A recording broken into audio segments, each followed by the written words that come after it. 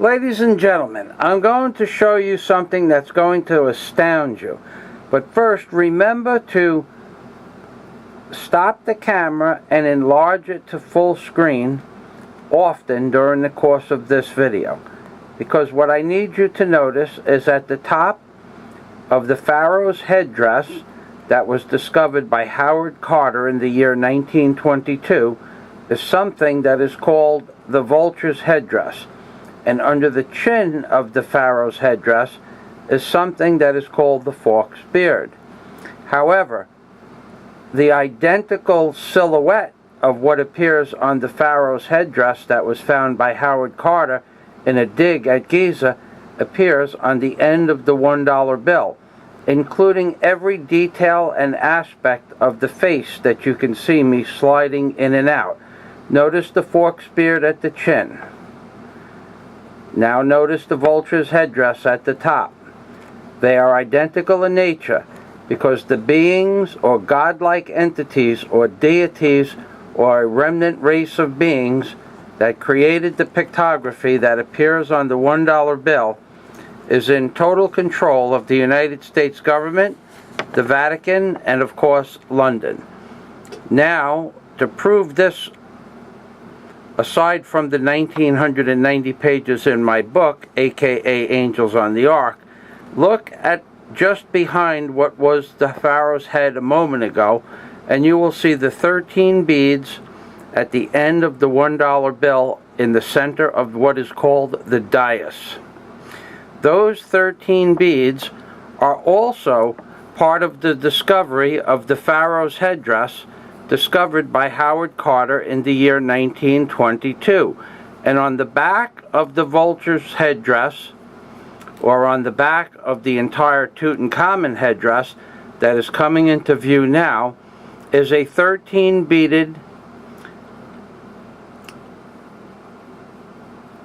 what looks like a ponytail, with exactly 13 beads on it, which is identical in nature to the 13 beads that are in the center of the dais between the two faces that appear to be facing left and right on 45-degree angles up towards the sky.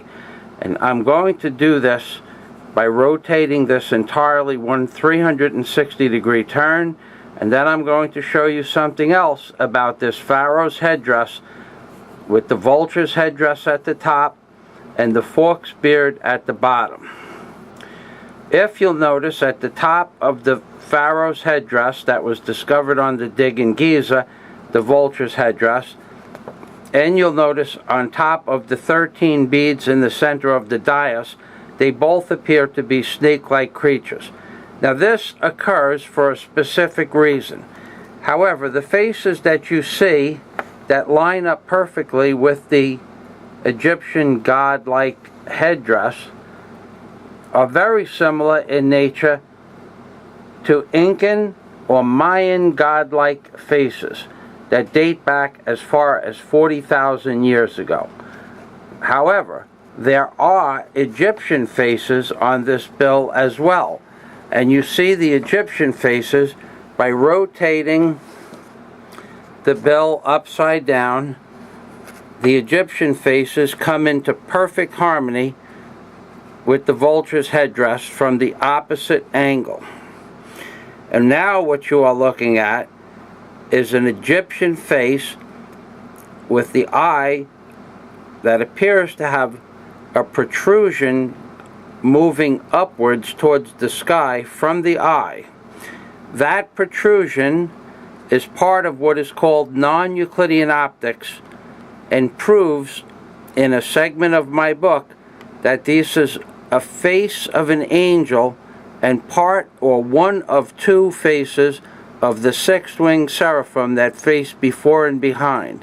And those projections are in reality beams of light that are coming around the seed pod, in this case the evil seed of death, and also around the God pod. Those faces that have the 13 beaded, what looks to be a root going down, are the two faces of the six-winged seraphim. And you know they are the six-winged seraphim because if you stop your video now and look at the detail immediately on the left and right of each eye, you will see that each one of those protrusions has 6 individual lines representing the 6 wings of the sixth-winged seraphim that protected the Lord God by being the protectorate angel on the end of the Ark of the Covenant that also appeared to be a bullock or a calf or an oxen that you can see by putting it on a plane such as this. That's right, ladies and gentlemen. My name is Michael Fazio, and inside my book, aka Hoodwinked by an Angel, I have proven every single word of what I said to you in this video beyond doubt. However, you haven't heard about it because the powers that be know that I have exposed the true meanings of the pictographs that appear on the obverse and reverse of the living $1 bill with the words that appear in the Living Bible. Now, I don't look like the type of fella that would make the kind of discovery necessary to change the course of history, but by utilizing the Living Bible and my understanding of pictography and hieroglyphs, along with my understanding of the words in the multitude of Bibles that have existed over the course of history, each one having something to offer, I have proven beyond doubt that there are 3,300 pictographs on the obverse and reverse of the $1 bill, such as this little ditty.